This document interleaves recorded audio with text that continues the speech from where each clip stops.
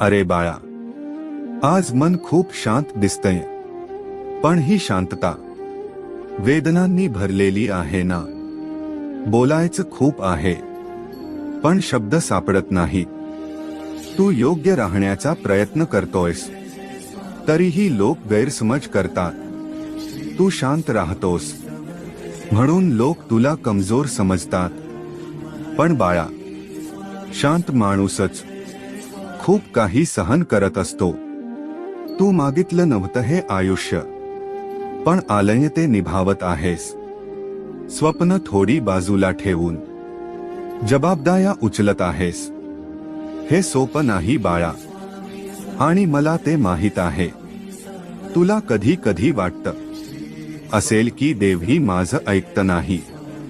प्रार्थना तिथेच अडकते. पण लक्षात ठेव, मी उत्तर नेहमी